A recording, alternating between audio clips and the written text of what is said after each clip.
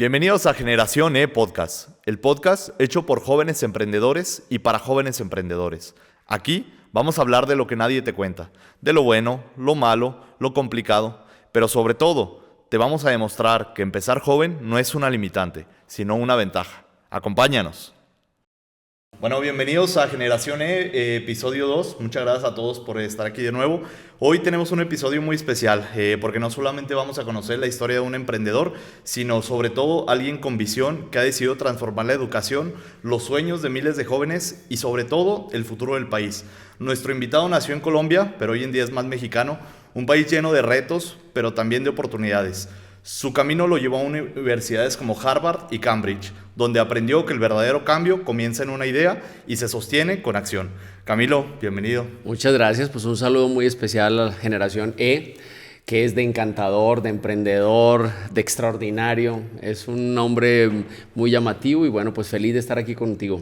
Muchas gracias, agradecerle de verdad mucho el hecho de que se dé el tiempo de estar aquí. Le platicaba hace ratito que cuando inició este proyecto lo que nosotros queríamos era tener un espacio para los jóvenes emprendedores, tener un espacio en donde sí se hablara obviamente de personas con un éxito grande, pero sobre todo que se hablara de cómo empezar en el mundo del emprendimiento. Es por eso que cuando estábamos haciendo la lista de invitados para la primera temporada, pensé en usted. Ya tenía por ahí dos personas conocidas, cercanas a su proyecto, que ya vamos a hablar de él, que es la universidad.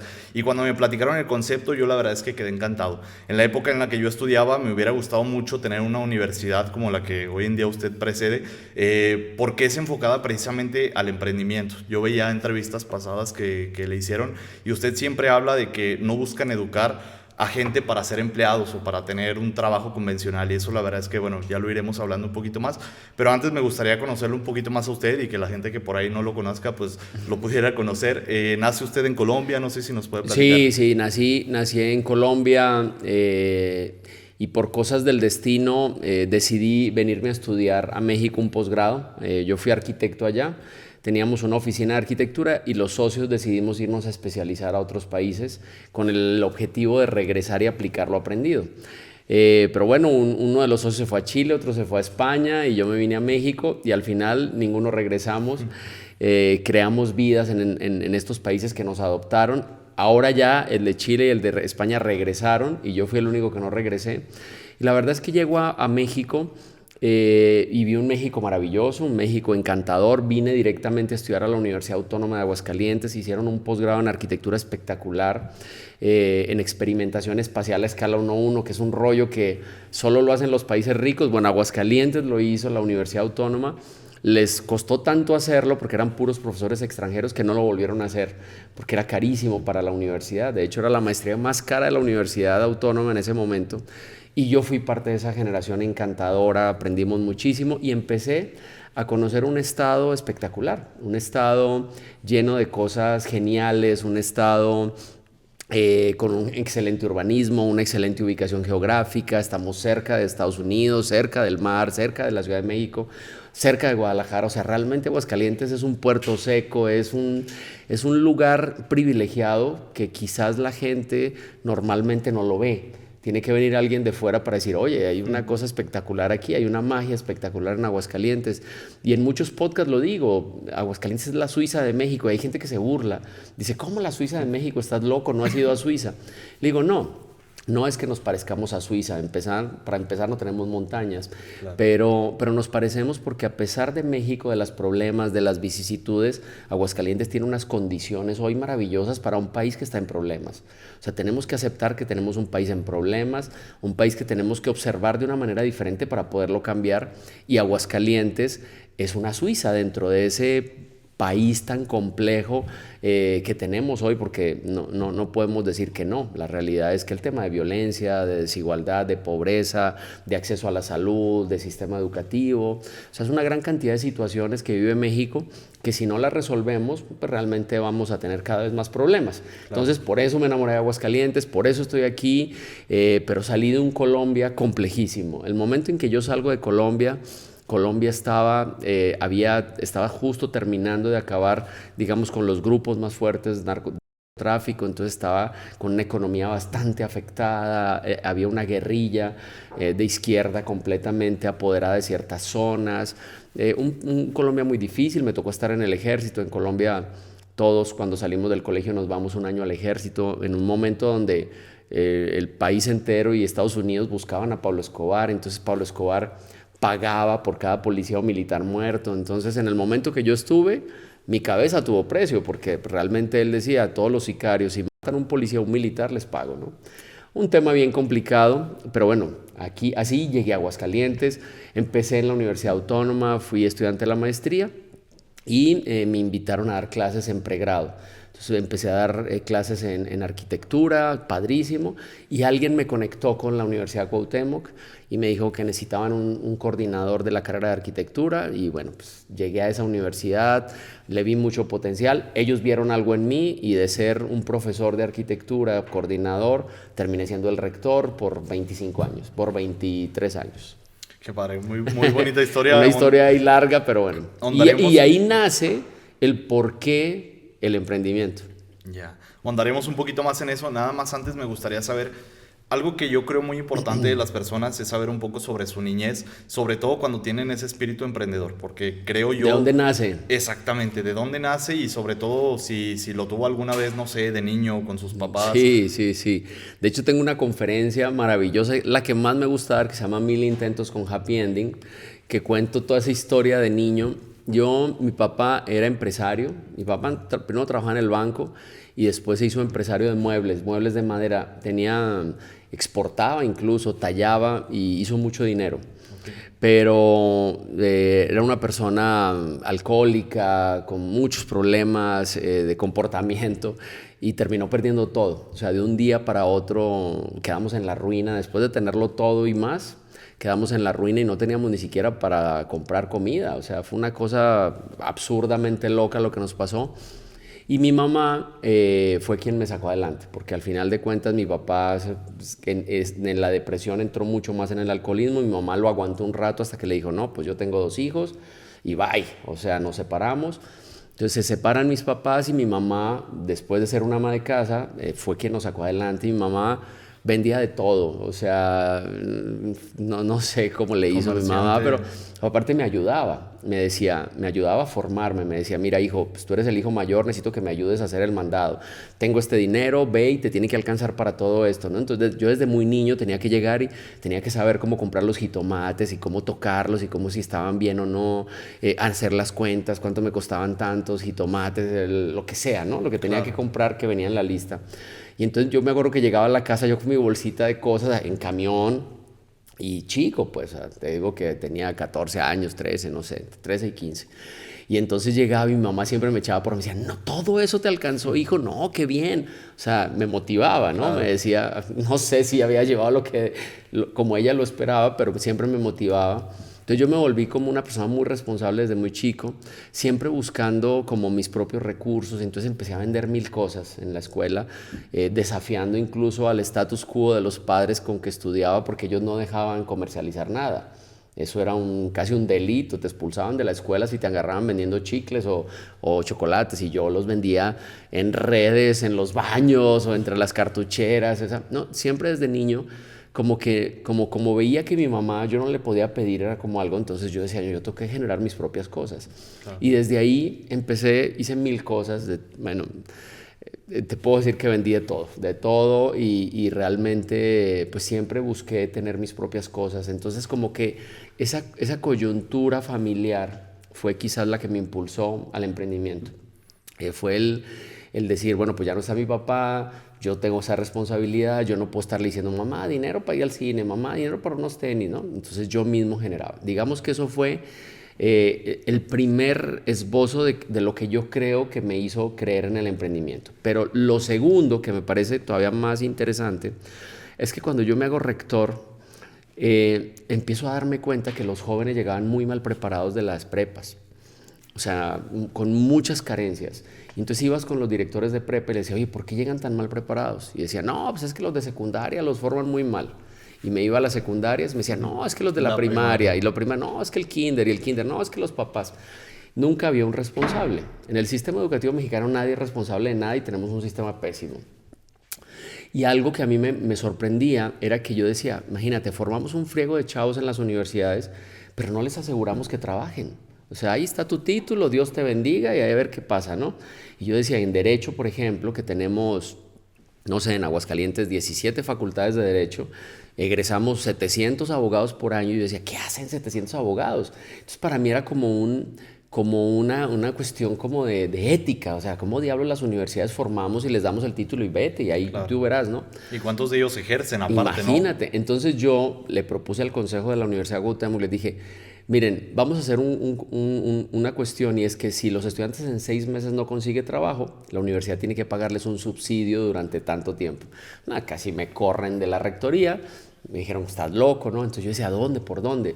Y me empecé a encontrar con el tema del emprendimiento. Dije, vamos a darle herramientas para que ellos, si no consiguen trabajo como abogados o como comunicólogos, tengan otra herramienta, ¿no? Y me empecé a meter al mundo del emprendimiento, a entenderlo ya desde una parte mucho más técnica y empecé a viajar. Y entonces créeme que estuve hasta en la Conchinchina, estuve en el Polo Norte, en Nuuk, en Groenlandia, dando una conferencia sobre educación y paz. Pero a cada lugar que iba, de Finlandia, Dinamarca, Groenlandia, Canadá, Estados Unidos, América Latina, empezaba a entender qué pasaba en el sistema educativo. O sea, qué estaban haciendo bien y qué estaban haciendo mal. Y empecé a encontrar una constante de que habían muchos países interesantes que fomentaban el emprendimiento a través de la innovación. Y entonces me empecé a dar cuenta de que los países que hoy son desarrollados son los países que fomentan el emprendimiento desde la innovación. Y son países que generan muchas patentes, son países que tienen un índice de creación de empresas más alto. Y habían otros países como el nuestro que vivían cómodos de los recursos naturales y de la mano de obra barata, ¿no? Claro. Entonces como que tú empezabas a oír a los políticos y decían, no, estamos muy felices porque llegó esta planta de tal empresa a ponerse y va a generar 20,000 empleos. Y entonces yo decía, esto no tiene lógica en un mundo de la automatización. O sea, llegan las plantas, pero cada vez necesitan menos gente. Entonces no era como lógico tener un modelo educativo que forme gente para empresas que ya no necesitan gente, ¿no? Claro. Y entonces me empecé a meter muy fuerte en el tema del emprendimiento y decidí crear un colegio. Y digamos que fue el primer emprendimiento en México, muy complejo porque crear la infraestructura de un colegio es muy caro. Y yo no tenía dinero, te soy honesto, yo no tenía dinero. Yo tenía una casa que debía y me acuerdo que vendí la casa y pagué lo que debía y me quedó una lanita y con eso di el enganche de un terreno y dije, aquí va a haber un colegio. Y empecé a trabajar mucho tiempo con doctores en educación y con todo ese bagaje de lo que había hecho en los viajes a crear un modelo educativo centrado en niños emprendedores. Y fue muy difícil hacer ese colegio porque nadie me prestaba dinero, porque los bancos no le prestan dinero a las escuelas, porque para los bancos es, ¿qué me dejas en garantía? ¿Tu terreno? Pues no, porque No la te puedo realidad es quitar que el terreno de la escuela. sí te lo puedo quitar, pero se va a ver mal para el banco. O Scotiabank o Banorte embarga un una colegio, escuela. ¿no? No les gusta hacer eso. Y entonces, pues nadie me prestaba, nadie. Yo iba con todos y les contaba mi show. Y era una presión porque yo ya había metido todo lo que tenía, empecé la obra. Y yo era rector, ganaba bien, pero agarraba mi sueldo y lo metía en la obra, en lo que me alcanzaba. Y había momentos, te lo juro, no tenía para comprar un refresco en el Oxxo. O sea, haciendo un colegio, siendo rector, y no tenía. Pero yo seguía echándole ganas, me prestaban dinero a interés, me prestaban dinero al 6% mensual, imagínate. O sea, todas las locuras que te puedas imaginar, pero yo tenía un sueño y la gente me veía tan apasionado con ese sueño. Por ejemplo, el arquitecto que me construyó me súper ayudó. Y en medio de la desesperación tenía un amigo y le dije, su papá con mucho dinero, y tenía una empresa de acero y cemento, y le dije, necesito una cita con tu papá. Y me dijo, mira, mi papá es súper complicado, hermano, súper complicado, pero yo te hago la cita. O sea, neta, El no ya estaba ganado. cabrón. Y entonces llego, yo estaba súper nervioso y entro a su oficina, un señor muy serio, pero muy respetuoso. Y le dije, don Salvador, le dije, tengo este sueño, yo quiero cambiar la educación, tenemos un problema en la educación, ayúdeme, necesito que me financie el acero y el cemento de todo el colegio. Y me dijo, ok, ¿cuánto es? Le dije, no, pues son como 9 millones. Y en esa época, ¿hace cuánto tiempo fue eso? 15 años. El tipo se rió, una risa, y me dijo, bueno, y si no ¿Y si no me puedes pagar, qué? Y me acuerdo que yo llevaba las escrituras en un rollito de mi terreno y le dije, agarre las escrituras. O sea, es el todo. Todo lo que he hecho aquí está. Me la jugué así como en el casino. Ahí va por todo. Y se rió otra vez y me miró y me dijo, te voy a ayudar. Agarra tus escrituras, yo confío en ti, sé que te va a ir muy bien. No te conocía personalmente, pero todos los jueves te leo en el Hidrocálido y por eso me gusta cómo piensas y por eso te voy a prestar. Y eso fue. Y entonces, claro, ya tenía yo el recurso, entré. Después, cuando vieron esa empresa atrás del colegio, el Banco del Bajío, un banco que me ayudó muchísimo, el único banco que me ayudó en ese momento. Ahora todos quieren trabajar conmigo, Claro. pero en ese momento solo el Banco del Bajío fue el que me ayudó, y un saludo pues de verdad al banco, porque fue el que creyó en un proyecto que empezó a cambiar, y el colegio empezó a crecer de una manera impresionante, con un modelo espectacular. De hecho, tuve cosas espectaculares, como que nació un spin-off del colegio que se llamó Emprender para Aprender. Ahí ahorita te cuento esa historia, sí. Tenebrosa también. Y empezamos a venderlo a diferentes países. Me buscó, ayer vi que en estos días las conferencias que vino Guajardo, el que fue secretario de Economía con Peña Nieto, él me buscó, su gente, porque Peña Nieto tenía un sueño de crear una cruzada nacional por la educación financiera a temprana edad. Y me conocieron el modelo y dijeron, vamos a hacer una prueba piloto a 50,000 niños en México, en diferentes partes de la República, y una de las empresas que va a participar era la tuya, para probarlo. Si la tuya es la que es, vamos a aplicar tu modelo en todo el país. Dije, vamos a cambiar a México. Ese sueño que tenía yo, muy idealista, de cambiar a México a través de enseñarle a la gente a generar sus propias cosas, se iba a dar. Al final, tristemente, la SEP no dejó. La SEP, el sindicato de maestros no dejó, dijo que ellos no iban a aplicar un modelo de emprendimiento, que eso iba en contra de la filosofía. Conclusión, no se hizo. Y bueno, ahí quedó la historia. Fue linda porque pues, conocí gente muy valiosa, muy fregona en el gobierno. Y bueno, regresé a mi realidad y el colegio empezó a crecer. Hoy es un colegio que tiene 1,000 estudiantes, que tampoco queremos crecer más. Trabajamos mucho con Finlandia. En Finlandia nos asesoran mucho, vienen profesores.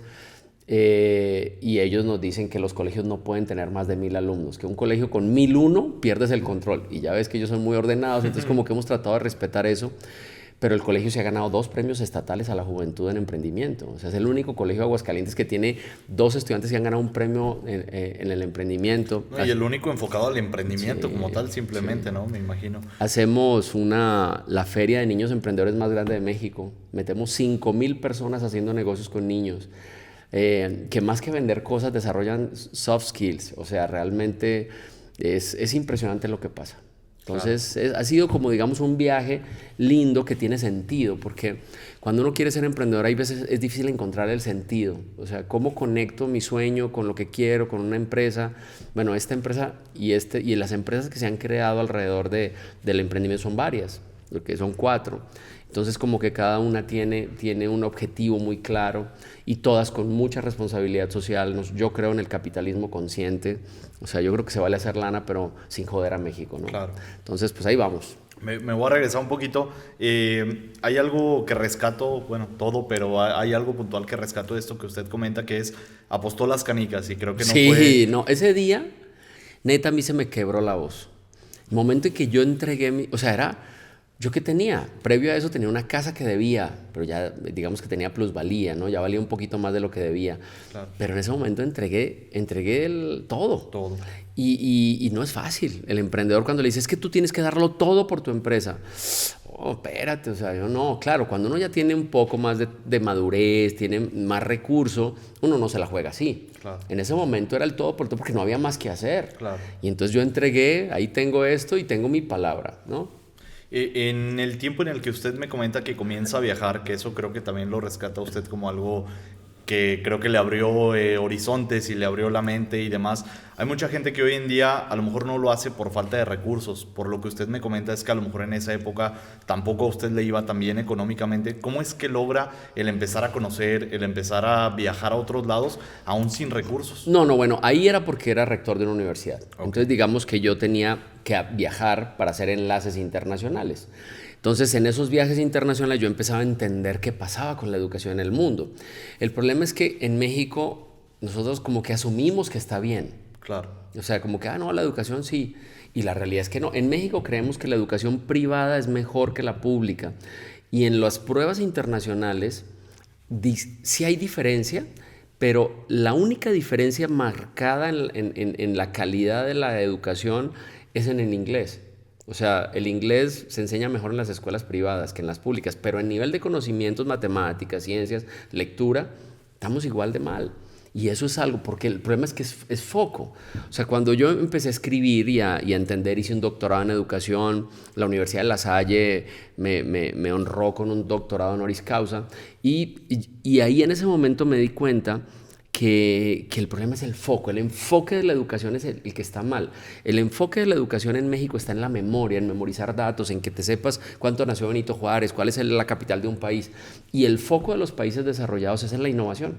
O sea, te estimulo para que tu cerebro construya soluciones de cualquier cosa. Entonces, tu cerebro es un constructor, es el que ve problemas y resuelve. El de nosotros no. El de nosotros es un archivero con cajones donde metemos todo lo de la A, lo metemos en la A, lo de la B, las capitales aquí, los largos, las bahías, ¿no? Así. Y eso no sirve para nada.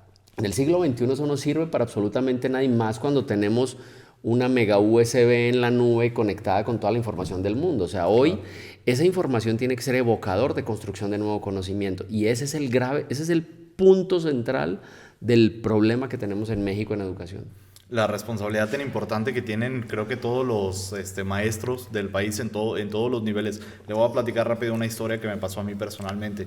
Cuando yo estudiaba en la preparatoria, yo estudié, bueno, no voy a decir el nombre para no quemar por ahí, pero en alguna ocasión nos fueron a dar una conferencia sobre emprendimiento, unos chavos, la verdad no recuerdo ni quiénes eran, pero eran un par de chavos. Empiezan a pedir testimonios de varios alumnos preguntándonos qué es lo que queríamos ser después de la preparatoria, qué es lo que queríamos estudiar, si habíamos tenido algún acercamiento con el mundo del emprendimiento. Yo en ese tiempo empezaba a llamarme la atención el emprendimiento, tenía negocios pequeños, vendía por ahí teléfonos por redes sociales, cositas así. Yo recuerdo que cuando toca mi turno de hablar, yo hablo, explico pues, que a mí me llamaba la atención, lo que estaba haciendo, demás, se termina la conferencia, todo normal. A los pocos días llego a mi casa un día y está mi mamá muy enojada y me dice que le mandó a hablar el director para comentarle que lo que yo había dicho en esa conferencia estaba mal, que yo me estaba desenfocando y que estaba desenfocando. Sí, en esa época pues yo bajé un poco de calificaciones en la escuela, pero él le achacaba eso al emprendimiento que yo estaba intentando hacer en esa época. Entonces la verdad es que para mí sí fue algo choqueante, porque yo sentía, y yo creo que a raíz de eso sentí que tenía menos gusto de ir a la escuela que realmente haber tenido como una motivación el hecho del regaño. ¿Cree usted que eso influye hoy en día en el pensamiento de...? Totalmente.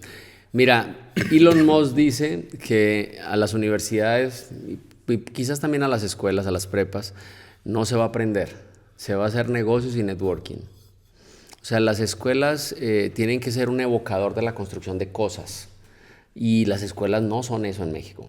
La verdad es que las escuelas en México son un sistema instructivo de una visión de alguien, y aparte conectada totalmente a la política, que eso me parece nefasto. O sea, en México la educación es un botín político, y si lo ves, cada que llega un presidente cambia el modelo. Entonces ahí truena todo, porque no es la visión de un país, es la visión de una persona. Entonces si llega un presidente y dice, no, pues yo creo que hay que hacer esto, llega otro, no, ahora pues realmente, mientras no despoliticemos la educación no va a tener su propia voz. ¿Y cuál es la voz de la educación? Es el soporte de un país. Claro. O sea, no hay otra cosa más en la economía, en el desarrollo, en la innovación, en la generación de nuevo conocimiento. Pero mientras no se despolitice, va a ser muy complicado. Y en México, la política dentro de la educación es todo. O sea, ahorita no se mueve un dedo si no hay política en la educación, y eso me parece que es desgastante. Me toca capacitar a profesores de todos los niveles, de todas las escuelas fresas, pobres, en la sierra, aquí, allá, en el oriente, donde sea. Y hay como una cierta desgano, un cierto frustración de los docentes que sienten que no hay rumbo, y eso me parece grave, porque pues enfrente tienen a estudiantes que son el futuro del país, imagínate. Claro. usted, y una pregunta a lo mejor muy directa y habrá que ahondar un poquito más en eso, pero ¿la educación en México es obsoleta? Totalmente. No, no, o sea, o sea, mira, antes yo sentía que aquí estaba México y los países estaban avanzando así, ¿no? Entonces digamos que había una distancia cada vez mayor. Pero ahora no, ahora yo siento que los países van así y México va hacia atrás. O sea, ¿me entiendes? O sea, que la distancia ahora se hace de este lado más grande y de este lado más grande. O sea, hoy nuestra educación es una educación que no desarrolla las habilidades para el siglo XXI. O sea, la realidad es que hoy los estudiantes salen a un mundo recontra mega competido, encuerados, o sea, no tienen esas habilidades. Yo particularmente tengo adoptada una escuela en el oriente de Aguascalientes, que es la secundaria 42 Virginia Woolf, a quien les mando un saludo muy especial, a su directora, a sus maestros, a sus alumnos. Y nació porque el anterior gobernador me dijo un día que el emprendimiento era para ricos. Me dijo, yo creo que el emprendimiento es para ricos, esto no se puede enseñar a los pobres. Y le dije, ¿qué? Le dije, asígname la escuela más vulnerable que tengas. Y me dijo, pues agarra esta. Eso fue hace 4 años. Y empezamos a trabajar ahí, metimos en la empresa de emprendimiento, que hoy se llama Global Breakers, y compramos algún equipamiento, cañones, computadoras y tal. Y no sabes lo que ha pasado en 4 años. Esos niños empezaron, hay una niña que puso una panadería, sacó a su papá de la albañilería y a su mamá de limpiar casas y ahora trabajan para ella. Empezaron vendiendo cositas y ahora están hablando de cómo crear movilidad en Aguascalientes con energía solar, están hablando de cómo hacer un baño sin agua, porque a ellos les tandean mucho el agua, tienen un problema con el agua. Entonces, hoy su cerebro ya no es un almacenador de conocimiento, es un constructor de soluciones. Y eso es el cambio que estamos dando. Es una escuela que tiene huerto escolar, la directora es un encanto, aparte usamos metodologías activas. Entonces, ahora el gran proyecto es hacerle sus instalaciones deportivas. Estoy juntando a 15 empresarios, ya llevo la mitad, para crear toda el área deportiva y bueno, pues que los niños tengan, porque tienen un tierrero, ¿no? Para jugar fútbol. Y entonces, pues la idea es hacerles su cancha de pasto sintético, muy fregona. Y entonces demostrando que el emprendimiento es para todos. He trabajado con ancianos, con abuelitos, hicimos el abuelito emprendedor con el municipio, formamos 200 abuelitos emprendedores de escasos recursos, ya tienen sus negocios. Trabajé con la hoy gobernadora, cuando era alcaldesa, con los chavos banda, distribuidores droga de la Palomino Dena, lo sacamos de ahí a varios y creamos empresas que hoy funcionan. Entonces, la verdad es que el emprendimiento es una manera de vivir, es una manera de entender que hay otro camino diferente al empleo. Ahora, no es malo ser empleado. Alguien me dirá, es que no todo el mundo puede ser emprendedor. Tienes toda la razón. Claro. Pero tenemos 80 universidades en Aguascalientes. No puede ser que las 80 formemos empleados. Algunas tendremos que formar emprendedores y buenos, y con otra visión. O sea, yo les digo, no es malo ser empleado. Definitivamente no es malo. Puede ser un intraemprendedor. Sería muy padre que si siendo empleado eres un intraemprendedor que soluciona problemas dentro de la empresa, me parece genial. Claro. Pero si quieres ser empleado, sé empleado. Pero yo creo que ya hay mucha gente formando en ese modelo.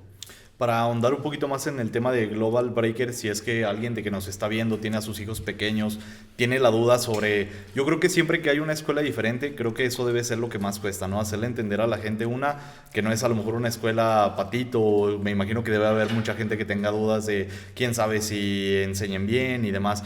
¿Cómo resumiría el modelo de educación de esa escuela? Mira, es una escuela que primero viene en los últimos 10 años siendo la mejor escuela de la zona, sin preparar un día a los estudiantes para las pruebas. O sea, las pruebas del Estado. Tenemos prohibido preparar a los estudiantes para pruebas del Estado. Y llevamos 10 años siendo la mejor escuela. ¿Por qué? ¿Por qué pasa eso? Porque el colegio se ha centrado en formar 3 cosas: pensamiento crítico, pensamiento analítico y pensamiento abstracto. Cuando el cerebro del ser humano se enseña a resolver, a pensar, a evaluar, a cuestionar, las pruebas estandarizadas son muy fáciles. Pero cuando tú no tienes ese pensamiento y solo dependes de la memoria, cuando llega una prueba estandarizada dicen, Benito Juárez nació el 21, el 22 o el 23 de marzo. Ay, ¿cuándo era 21, 22? ¿Cuándo era? La memoria es el único, ¿no? Siempre en las pruebas estandarizadas hay 2 de las 4 que son absurdas, siempre.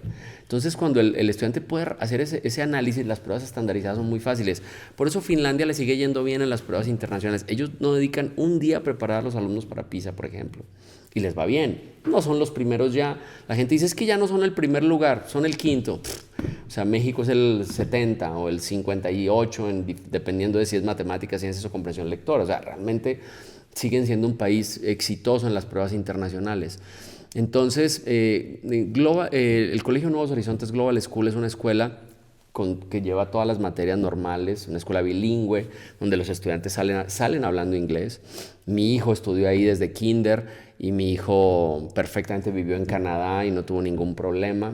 Tiene el grado más alto para su edad en inglés y lo aprendió en el colegio.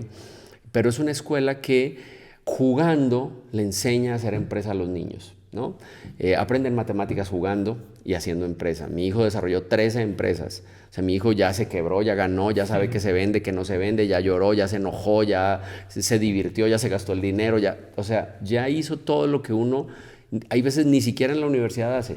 Claro. Hay veces sales de la universidad y no sabes ni siquiera vender una paleta. O sea, y eso me parece terrible. Es una persona que no sabe comunicar, que no sabe vender, que no sabe defender a sí mismo y sus productos, está perdido.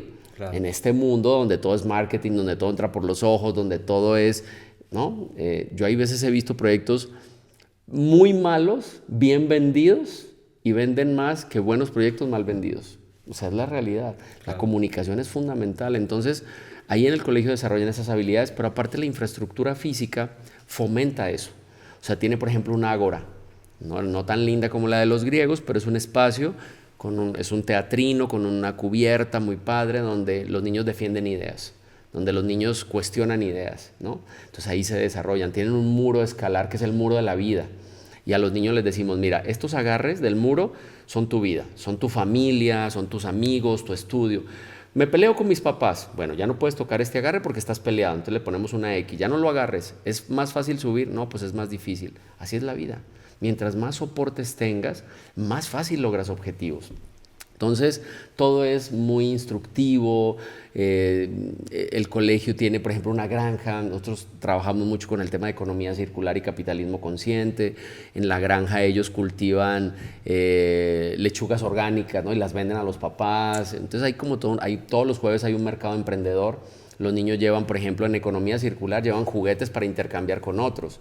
O sea, ¿sabes qué? Ya estos juguetes yo no, tú tienes otros que yo sí, entonces hacen un intercambio y ya no hay tanto consumo y baja la producción, ¿no? Y eso ayuda a que no haya tanta contaminación en el planeta. Entonces empiezan a entender cosas, una tecnología. Me encantó porque hicieron uno de economía circular con juguetes, pero hicieron una app.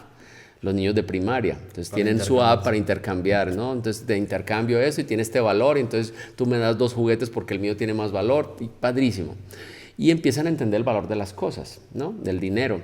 En la última feria pasó algo que me encantó, la hacemos en el centro de convenciones, es la más grande de México, metemos 5,000 personas haciendo negocios con niños, y fue el alcalde, Leo Montañez, a inaugurar.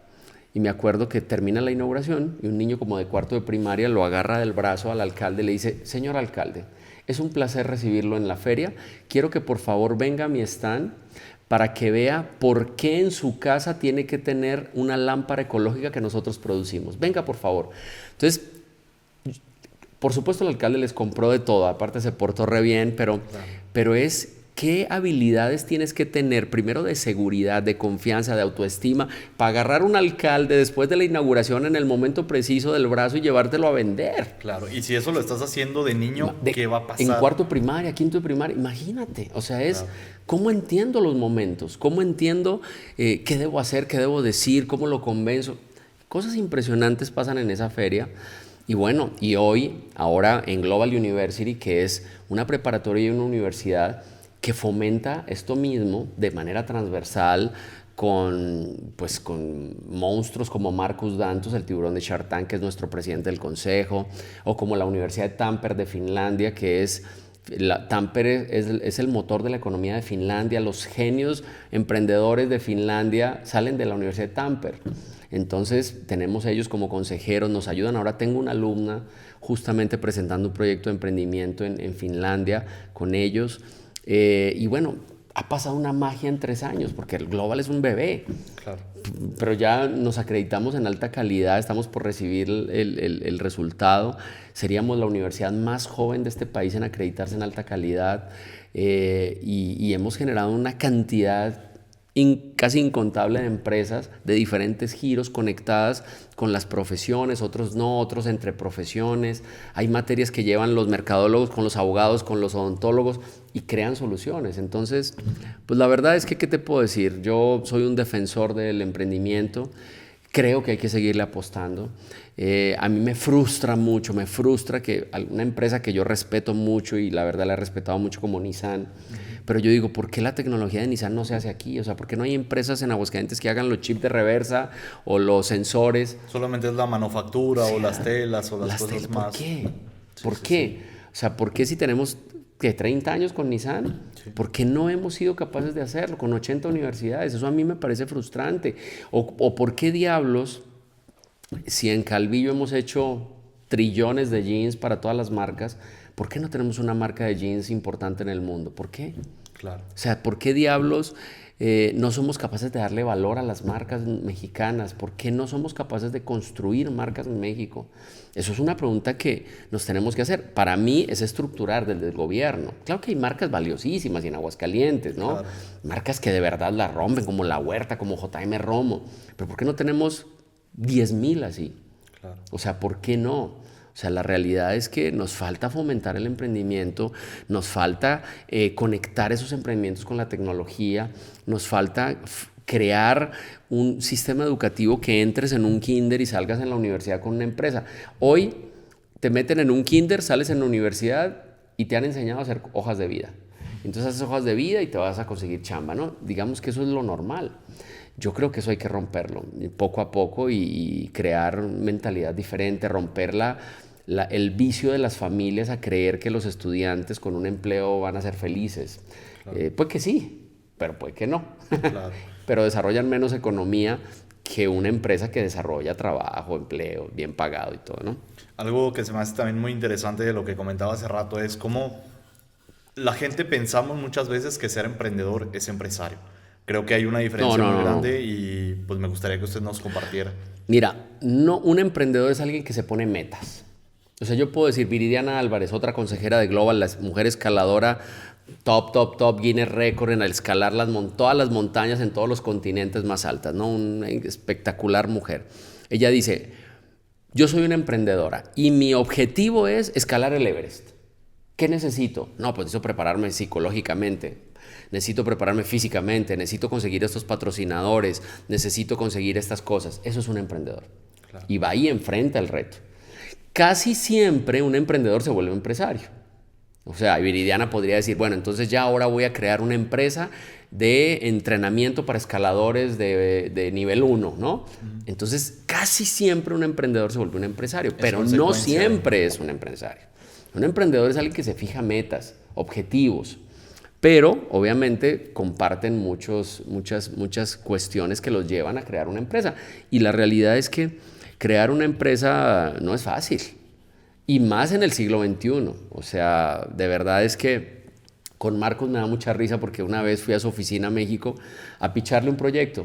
Y yo iba tan seguro con un nivel de prepotencia interna. Yo no soy prepotente para hablar, sí. No me gusta, ni a todo el mundo saludo y tal. Pero mi prepotencia interna de decir, no tengo competencia. Y me acuerdo que me sentí en su oficina y me dice, ¿quién es tu competencia? Me dice Marcos. Y yo, no tengo competencia, Marcos. O sea, no hay nadie en el mundo. Pero me dice, ¿qué? Se empieza a reír y abre su computadora y me dice, aquí hay 10. Me dice, vete a estudiar y cuando estudies vuelves. O sea, neta, el emprendedor tiene que ser humilde, tiene que estar muy bien conectado, entender, tiene que estudiar mucho, tiene que leer mucho, tiene que tener una persona que admire para que pueda aprenderle ciertas cosas, tiene que saber que un emprendedor, bueno, un ser humano es el resultado de las 5 personas con que más cerca está, ¿no? Claro. Entonces, una de esas 5 personas tiene que ser un emprendedor, alguien que diga, yo quiero ser como él, yo quiero. Y yo te voy a decir una cosa, a mí me gusta vivir bien, me gusta poder viajar cuando quiera, el carro que me guste, la casa que me guste, pero a mí no me mueve el dinero. O sea, yo no soy de las personas que digo, quiero tener 300, 400, 500 millones, 1,000 millones. No me mueve tanto eso, me mueve cambiar algo, ¿me entiendes? Hay veces cuando el objetivo solo es dinero, como que hay una banalidad que hace que todo sea más complicado. Yo no sé por qué. Sí, hay veces salen, claro. Hay veces salen, pero como que es una banalidad rara como que siempre tiene que haber un objetivo. O sea, yo, por ejemplo, le digo a los emprendedores, no produzcas, o sea, como un código de ética mío, no produzcas algo que tú no usarías. Claro. O sea, no produzcas un arroz que tú no te comerías, no crees una universidad donde tu hijo no estudiaría, ¿me entiendes? Porque Claro. entonces, ¿qué estás creando? Y ¿no? es que la cuestión del dinero también es muy relativa porque ¿cuándo va a ser suficiente? Siempre va a haber un mejor Quiero coche, 500, una quiero mejor 1000, casa. quiero 10,000. Alguien me decía, oiga, cuando me decían, ¿el Colegio Nuevos Horizontes es bueno? Y yo les digo, pues, ¿qué les puedo decir? Mi hijo estudió desde kinder a secundaria y ahora está en la prepa de Global. Y, o sea, ¿qué te puedo decir? Mi hijo es lo que más amo en la vida, le quiero dar lo mejor y está en lo mejor, ¿no? Claro. Entonces, yo creo que eso tienes que creértela. O sea, yo siempre le digo a los emprendedores, ustedes son su primer fan. O sea, si uno se mira al espejo y dice, no, estoy bien jodido, chingo, no, cada vez estoy más jodido, mira, ya tengo entradas aquí, mira. En cambio, si uno dice, no, mira estas entradas, no manches, me hacen ver más inteligente, mira. Sí, ahora ya me siento mejor porque ya se me ven como canitas y eso va a madurez, ¿me entiendes? O sea, tú eres tu propio fan. Claro. ¿No? Pero si tú te miras, no, ya acá estoy más jodido y ya soy, no, y no pude y no voy a poder y en México no se puede y hay corrupción y nadie me ayuda. Mira, yo tengo una técnica y es que jodo y jodo y jodo. Yo, por ejemplo, yo odio el tema de la corrupción. La corrupción nos cuesta en México 1.63 billones de pesos al año. Es una locura, el 10% del PIB. Es una locura. Entonces, yo lo que hago es, cuando tengo que hacer algo con una autoridad, le jodo y le digo, hola, aquí estoy, no te olvides, échame la mano, por favor. Jodo mucho y esa es mi técnica y no me da pena joder. Claro. Hasta que yo creo que al final dicen, ya, dele a este desgraciado lo que está pidiendo para que no me jodan, Claro. ¿no? Porque dan muy chelatoso. Pero, por ejemplo, el tema de la corrupción es, o sea, si das una mordida a un policía de tránsito es lo mismo que los 20,000 millones que se robe un gobernador. Está siendo parte del O sea, problema. es que la neta la honestidad es un principio. ¿Eres o no eres honesto? ¿No? Entonces, bueno, son como principios. En esa conferencia que te voy a invitar de 1000 intentos con Happy Ending, es una conferencia muy padre porque hago una historia de mi vida, de mis fracasos, de mis éxitos, de cosas que me han dolido mucho en la vida, mucho. La empresa que nace, te lo cuento porque fue un dolor de los más grandes de mi vida. Cuando nace el colegio, creamos la spin-off de Emprender para Aprender y me asocié con un chavo que era como mi hermano. O sea, era un brother con el que pasaba los fines de año, me iba de vacaciones y todo. Y el brother se enloqueció y me terminó robando la empresa porque yo no la controlaba, porque yo estaba trabajando en el colegio y en la universidad. Entonces, no tenía tiempo de estar pensando en ello y el tipo vivo. Un contrato se venció y conclusión se quedó con la empresa y así me sentó y me dijo, la empresa ya es mía. Y yo pensé que estaba burlando y ¿por cómo así? Dijo, sí, este contrato se venció, la empresa es mía. A mí me dio un dolor, no por el dinero. Yo nunca le revisé ni estados de cuenta, nada. Güey, eras mi hermano. O sea, yo no puedo creer esto. Y me acuerdo que me puse a llorar de la rabia, del dolor. Y me acuerdo cuando mi mamá ya murió, me decía de niño, me decía, no, hijo, límpiate las lágrimas, límpiate las rodillas, me da una palmadita y vuélvelo a intentar. Así es la vida, mijo. No estés pensando que la vida te va a apapachar siempre. Y así hice. Me limpié las lágrimas, las rodillas y creamos Global Breakers. Y Global Breakers no sabes lo que es una locura de empresa. O sea, hoy estamos a puerta de abrir con varios gobiernos a nivel Latinoamérica. Súper bien, o sea, es un modelo espectacular que forma niños emprendedores desde el juego, con una plataforma hermosa. Acabamos de hacer un curso de verano de Global Breakers, teníamos cupo para 40 y recibimos 150, o sea, fue una locura, había fila. Los hijos del alcalde estaban ahí, por ejemplo, haciendo locuras, creando, cambiando al mundo desde la creatividad, desde la innovación. Los niños felices no se querían ir. Una cosa espectacular y es cambiar el mindset, es entender que los niños aprenden jugando, los niños no aprenden anotando cosas únicamente, Claro. Los niños aprenden jugando. Entonces, bueno, ha sido una vida de experiencias, no estoy ni tan joven ni tan viejo, pero creo que a mis 50 años puedo decir que llevo poquito de lo que sueño. Hay veces tiendo a deprimirme porque digo, es que no hemos impactado, o sea, ¿qué has cambiado de México? Nada. O sea, y tu objetivo es cambiar la educación de México. Fíjate qué ambicioso. Pero bueno, lo que hacemos, por ejemplo, en la secundaria 42 me encanta. Mi gran sueño es que esa secundaria se vuelva el modelo a seguir de la educación secundaria de México.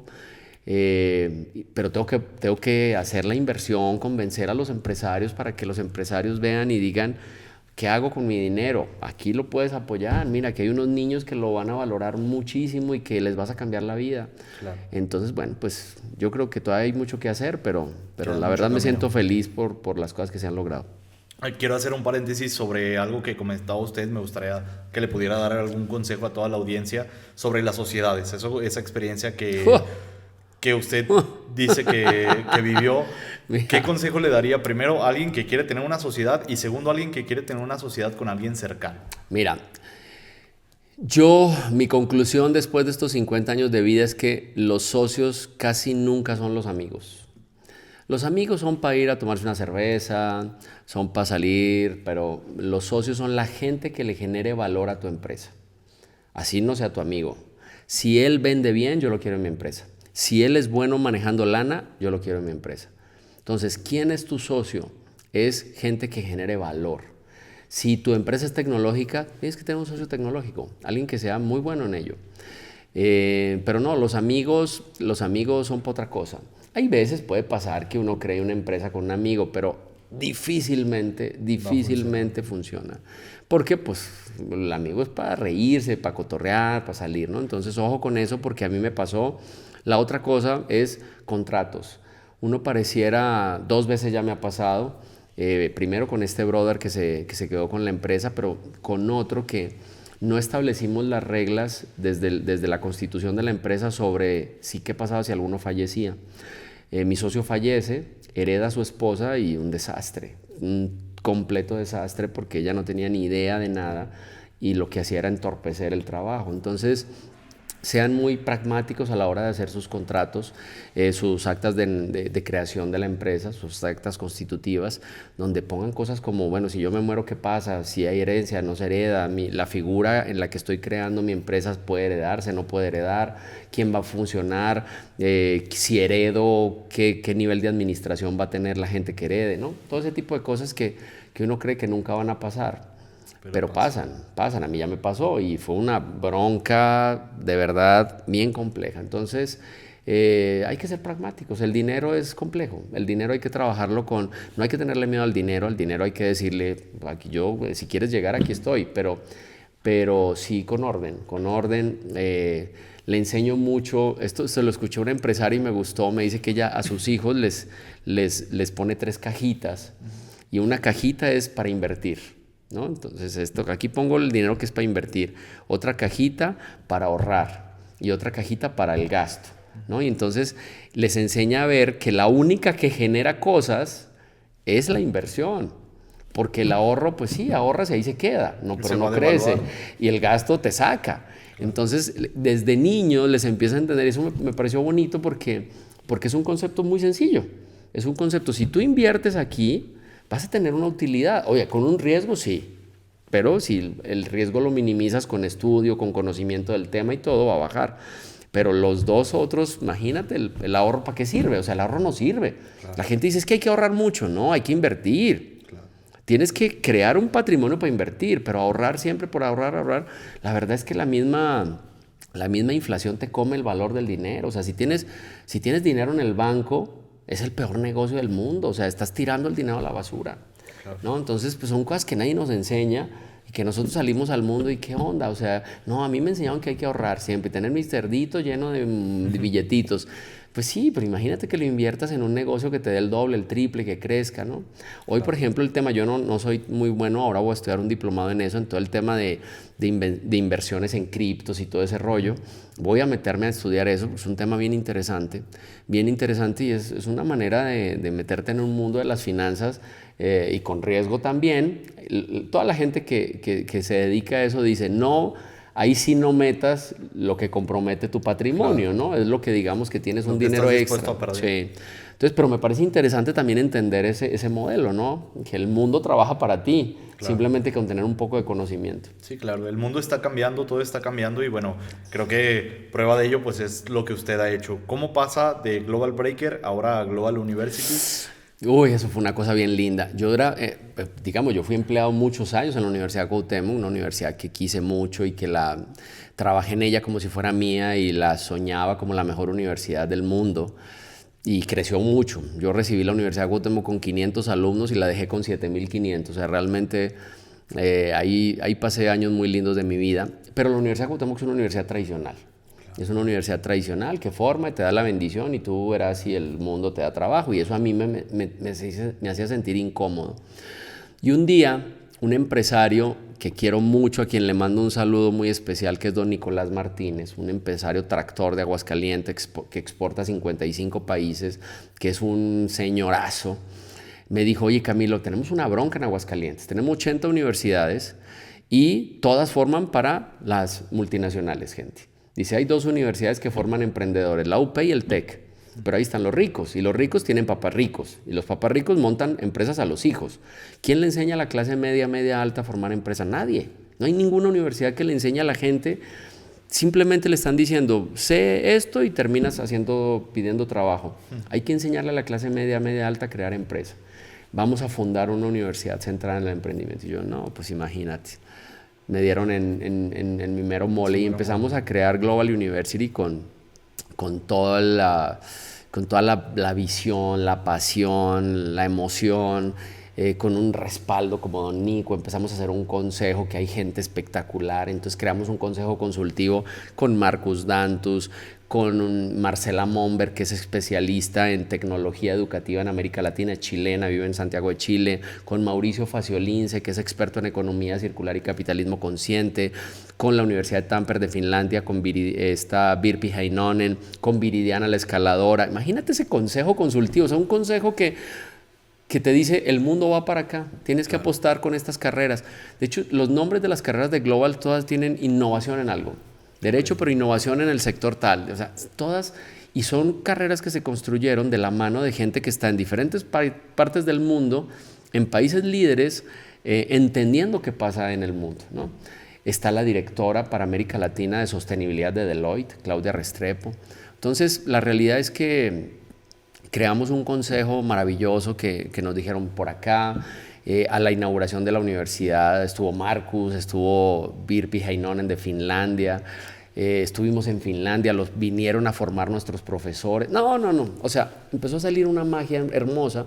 Ayer fue la graduación de la primera generación y fue hermoso porque yo nunca en mi vida, en mis 25 años en la educación, había visto chavos tan agradecidos con su universidad.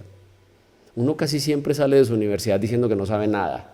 Uno sale, no, yo no sé nada, o sea, no, estos chavos decían, profe, gracias, ya tengo mi empresa. Cuando estaba entregándole el diploma a una alumna me dijo, profe, ya tengo el registro de marca, ahora sí voy a poder ir a Shark Tank.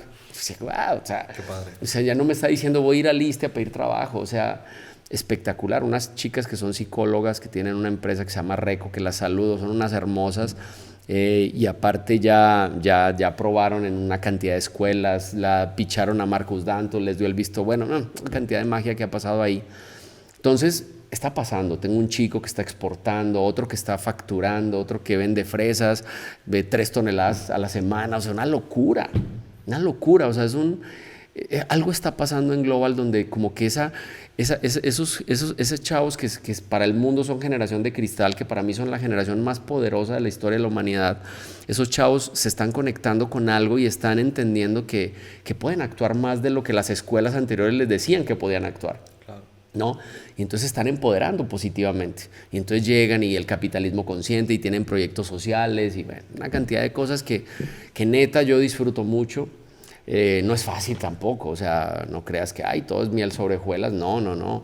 Global está creciendo mucho, la necesidad de recursos es muy alta porque ya está lleno, tenemos 7,000 metros cuadrados de aulas y ya no caben los alumnos en 2 turnos, entonces hay que crecer más, pero el flujo es impresionante. Ahorita abrimos medicina en alianza con Hospitales MAC, entonces siempre dinero, y es una bronca. O sea, si quieres hacer las cosas bien en educación, necesitas invertir. O sea, si no tienes tecnología, si en odontología no tienes el mejor equipo, pues ¿qué estás formando? O sea, estás formando chavos para 1980. Entonces en Global tienes un escáner intraoral para escanear, y ahora ya vamos a tener un laboratorio de impresión digital donde puedes imprimir coronas. O sea, ya eso ya no lo hace un técnico, ya es una impresora 3D, tenemos tomógrafo de toda la cabeza, o sea, tecnología. En medicina tenemos el centro de simulación, yo creo que más avanzado de la región, con simuladores. Tenemos un Hall, por ejemplo, que es un muñeco que llora, gime, sangra, le da paro cardíaco, o sea, un aparato que es una máquina impresionante para formar médicos. Entonces, pues todo eso hacemos. Claro. Entonces ahí llegamos a Global University, y la verdad, aunque es una universidad muy joven, creo yo que está rompiendo paradigmas. Le voy a platicar otra historia sobre una conocida que yo tengo que está estudiando ahí con usted. A ella la rechazan de la Autónoma. Llega muy triste a platicarnos que la habían rechazado y demás, y nos comenta no pasó el examen. Me parece que quedó en las segundas listas, algo así, y todavía no le avisaban. En ese inter creo que ustedes tuvieron un evento en el que exponen las carreras de medicina. Ella precisamente entró a estudiar enfermería, me parece. Sí. Cuando va a ver la conferencia de usted o la plática que hicieron, regresa y nos dice: estoy convencida completamente. Tenía muchas dudas de la universidad, tenía muchas dudas, pero lo que expuso Camilo me enamoró. Y eso me imagino que para usted debe ser una satisfacción, lo que vivió ayer con el chavo que dice que le dijo que ya tenía el registro de marca. Qué satisfacción una chava. La de Reco. Qué satisfacción tan grande debe ser para usted. Total. El hecho de que vea cómo sí está impactando la vida de diferentes chavos. Mira, la verdad es que es el propósito. El propósito. Si tú tienes propósito en la vida, se nota. Algo que yo soy católico, y algo que yo le pido siempre a Dios es ser coherente entre lo que pienso, digo y hago. A mí me parece que hay mucha gente que piensa una cosa, dice otra y hace otra, ¿no? Claro. Y cuando tú tienes un propósito, todo conspira a favor de ese propósito. Yo no le niego una mentoría a un estudiante. Si un estudiante me dice: oye, ayúdeme con esto, si no le niego un enlace con un empresario para poder hacer algo. Entonces hay un propósito, y el propósito es cambiar cosas, cambiar esa mentalidad. Algunos de ellos van a ser empleados seguramente, pero van a ser empleados diferentes, con mucha más crítica, tratando de solucionar problemas dentro de la empresa. Pero muchos de ellos van a ser empresarios, y muchos de ellos, a lo mejor, había una obsesión con crear una empresa unicornio en Aguascalientes. Seguimos con la obsesión, ya no tan enfocada, a veces eso era como una obsesión mía, creemos que es que Aguascalientes no tiene una unicornio, en todo México solo hay 8, queremos una.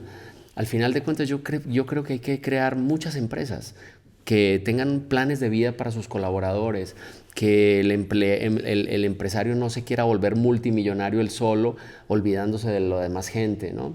Entonces, yo creo que esos alumnos están saliendo con ese propósito. Y si me dices hoy, ¿quieres una unicornio o 100 empresas que generen valor y desarrollo y capitalismo consciente? Prefiero las 100.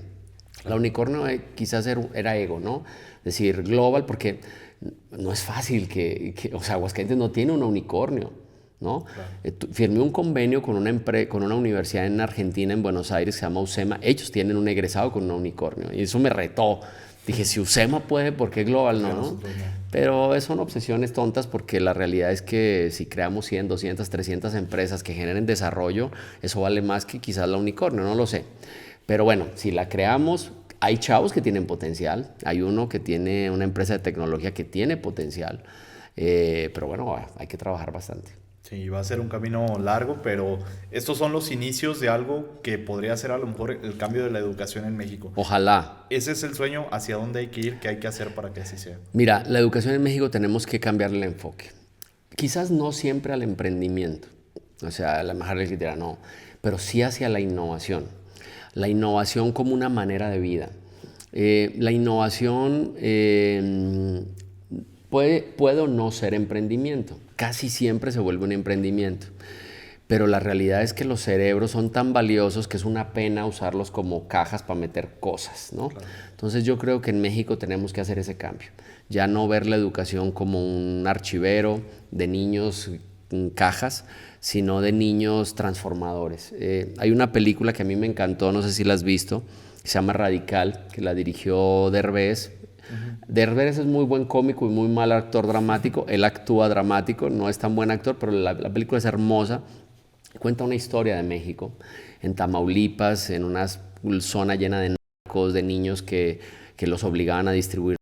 Y en medio de todo ese caos tan complejo, una niña se vuelve impresionantemente exitosa y saca el mejor puntaje de las pruebas en todo el país y sale en una revista en Estados Unidos como la próxima Steve Jobs o la próxima Bill Gates. No recuerdo con quién la compararon.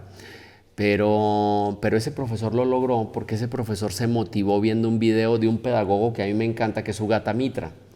Sugata Mitra es indio inglés y él habla de cómo los niños deben aprender usando la tecnología. Bueno, ese profesor, porque esa historia de Radicales basada en una historia real, cuenta esa historia. Entonces, en una escuela sin luz, sin agua, sin internet, sin nada, se logró que una niña fuera el mejor resultado, porque había otro enfoque. Porque el enfoque no era que la niña memorizara, sino que la niña construyera cosas.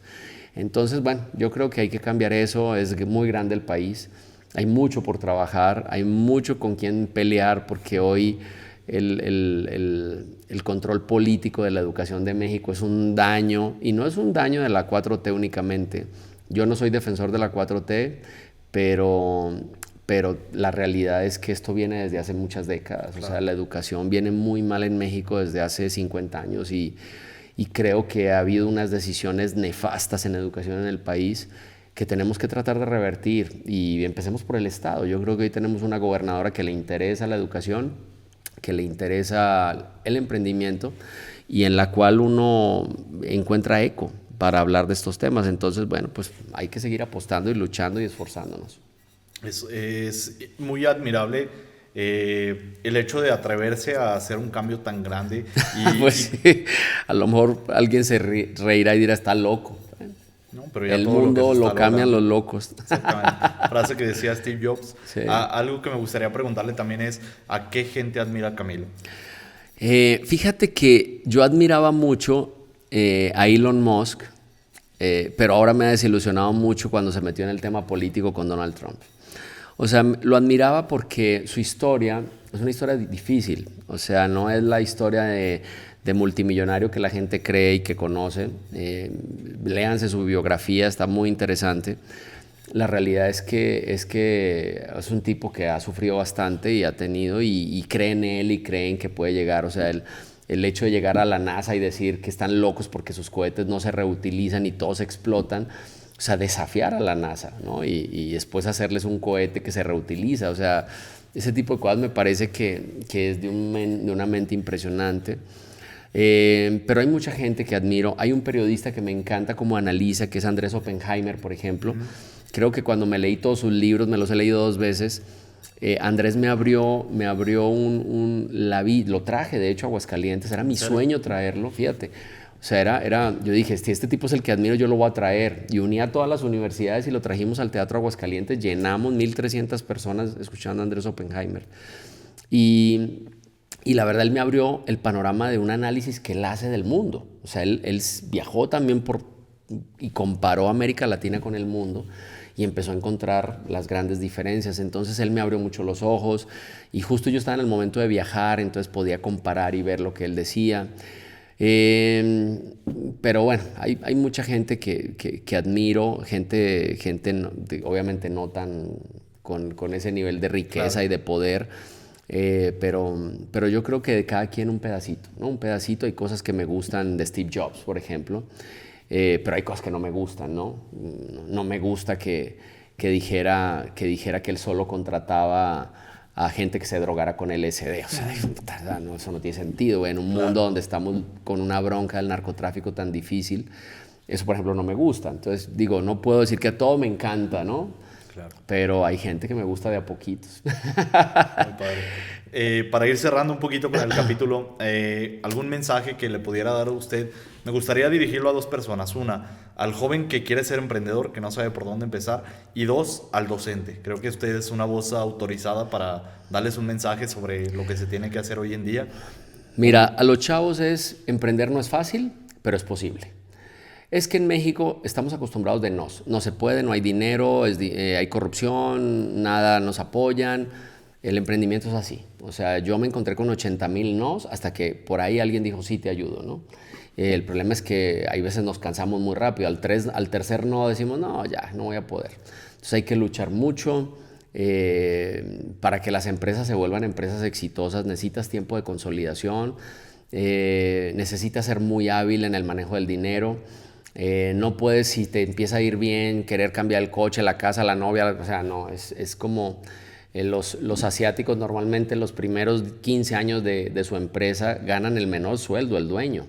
El menor sueldo lo gana, ¿por qué? Porque todo se reinvierte, ¿no? Entonces nosotros ya nos empieza a ir bien y ya queremos cambiar, comprar avión privado y todo, ¿no? Claro. Entonces es difícil, pero se puede.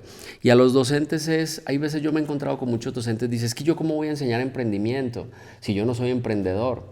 Pero es que yo no le enseñes una empresa, enséñale cómo es la tenacidad, enséñale cómo se trabaja en equipo. Por todas esas cosas necesita. El entrenador del Canelo no fue campeón mundial, pero es un entrenador de campeones mundiales, ¿no? Es el entrenador del campeón mundial que tenemos, ¿no? Y entonces, ¿qué tiene que hacer? ¿Qué le enseñó? ¿Qué experiencia le enseñó? Bueno, eso es lo que le pido a los docentes, que no pierdan la esperanza, que si en el ejemplo de Radical, con un solo video de motivación, hoy pudo este profesor de Tamaulipas cambiar la realidad de una escuela, también lo podemos hacer acá. Lo que tenemos es estar convencidos de que esos niños son el presente y el futuro del país. Necesitamos motivarlos. Hoy no se puede decir que no sé cómo, porque hay una gran cantidad de maneras de aprender. O sea, si yo no sé de un tema, simplemente me autoestudio. Pero si no tengo la voluntad de aprender, ahí sí estoy perdido, ¿no? Claro. Yo acabo de terminar, pero hace unos años, pocos años, un diplomado en egiptología en la Universidad de Barcelona gratis. O sea, ¿cómo diablos? ¿Por qué egiptología? Pues soy arquitecto, me encanta la arquitectura egipcia y estudié egiptología gratis. O sea, hoy se puede hacer eso. Claro. ¿Antes qué? ¿Cuánto me hubiera costado irme a Barcelona, vivir, pagar la universidad, la comida? O sea, lo hice online y me formé como egiptólogo, fíjate nomás. Entonces, hoy hay que tener vocación, hay que tener disposición, pero yo creo que las cosas están dadas para formar, para cambiar, para motivar.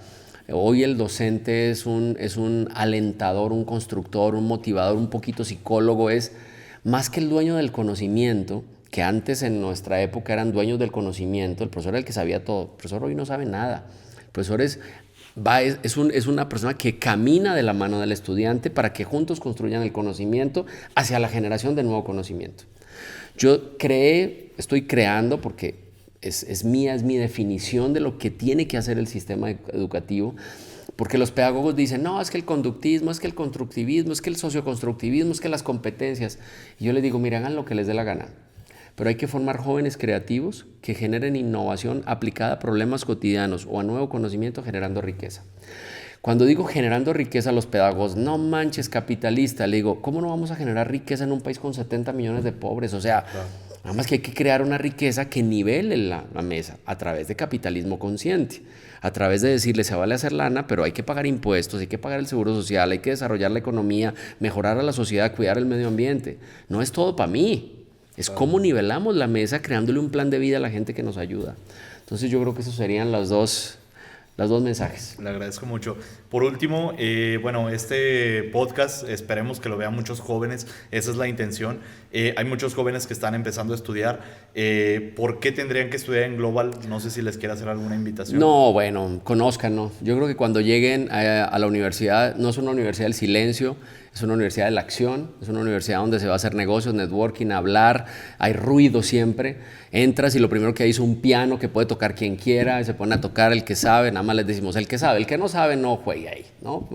Es un espacio donde hay para hacer negocios, donde hay color, donde se escucha a los alumnos, tienen que ir a verlo, claro. Tienen que ir a escuchar qué es lo que pasa, hablar con un estudiante de Global, no es una universidad calmada, es una universidad donde hay voz, donde los estudiantes se escuchan, donde los estudiantes se conectan entre diferentes profesiones, es una universidad que rompió los paradigmas, que se parece a una universidad europea, no tanto una universidad mexicana. Y digamos que alguien la definiría como un mini Silicon Valley en Aguascalientes. Es una universidad donde se vale pensar. Ok, pues agradecerle nada más para cerrar mucho el tiempo. La verdad es que yo hablo personalmente como joven emprendedor. La verdad es que para mí me es muy agradable el hecho de ver que cada vez se esté fomentando más la cultura del emprendimiento. Este podcast se llama Generación E precisamente por eso. Creo que estamos en la generación en que más emprendedores están saliendo, en que más gente tiene ganas de ser emprendedor, pero de pronto no tenemos las herramientas, no tenemos el conocimiento, no sabemos por dónde empezar, y creo que espacios y gente como usted nos permite el hecho de tener eso un poquito más en nuestra cultura. Como usted dice, sé que va a ser un camino largo y falta mucho por recorrer, pero de corazón agradecerle en nombre mío por estar aquí, pero también en nombre de todos los jóvenes por todo lo que nos comparte, pero sobre todo por todo lo que está promoviendo para esta generación que tiene ganas de emprender y de crecer. Genial, un saludo a todos y todas. Y bueno, recuerden que la generación E es de emprendedor, de extraordinario, de empuje. Hay muchas palabras que tienen que ver con adjetivos que requiere un emprendedor. Entonces, pues un saludo a todos y todas, y pues pueden buscarme. En todas mis redes sociales estoy como Juan Camilo Mesa Jaramillo, mi mesa es con S. Okay. Y si me mandan un inbox, no tengo community manager, o sea que yo respondo. Hay veces me tarda un poquito, pero no tanto. Y lo que quieran, ahí estoy. Muy bien, pues muchas gracias a todos por vernos. Este fue el segundo capítulo, sigan con nosotros. La próxima semana, el próximo lunes, tenemos un capítulo también muy interesante. Por ahí hay algo último, Dani.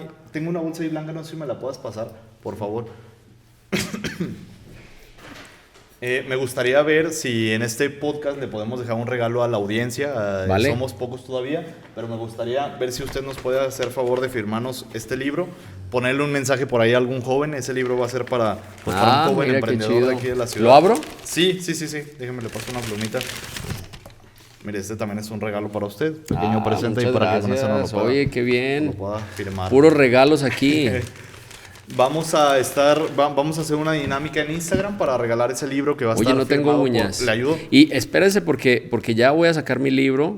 Estoy tratando de poderlo terminar y a ver si lo presentamos aquí. A ver, dale, porque perfecto, yo no tengo uñas. ¿Cómo se va a llamar? ¿Podemos tener la exclusiva? Fíjate que no, todavía no es, pero es pasar de la escuela de las respuestas a la escuela de las preguntas. Okay. Es como enseñar a la gente a preguntar.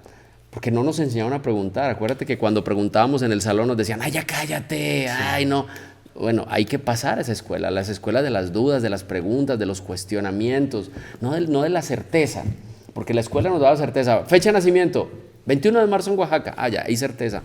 Yo no quiero certeza. Yo quiero que los niños entiendan cuáles eran los 5 valores más importantes del gobierno de Benito Juárez. Benito Juárez era masón. ¿Qué son los masones? ¿Son buenos? ¿Son malos? ¿Dónde viven los masones? Es que los niños empiecen a curiosear, porque así se construye el conocimiento, ¿no? Entonces, pues bueno, genial. Claro, perfecto. Y lo voy a firmar con esta pluma espectacular que me acabas de dar. Para que quede ahí la huellita, vamos a estar... Mire, se lo paso por acá. Aunque yo no lo escribí, pero... pero un mensaje para el joven. Y cuando usted saque el suyo, si nos hace llegar por ahí uno, se lo agradeceremos mucho para compartirlo. Vamos a hacer por ahí una dinámica en Instagram. Quienes vean este clip, nada más tienen que comentar qué les gustaría que comentaran abajo en los comentarios. No, lo que quieran. O sea, dudas y yo la respondo. Ok, cualquier comentario por ahí, entonces en las redes sociales nos va a estar haciendo favor Camilo de sí, claro. Y entre ahí vamos a escoger algún ganador para este libro, ¿vale? Nos gusta compartir. ¿Qué fue el mensaje que le dejó por ahí? Muy bien. Vamos a...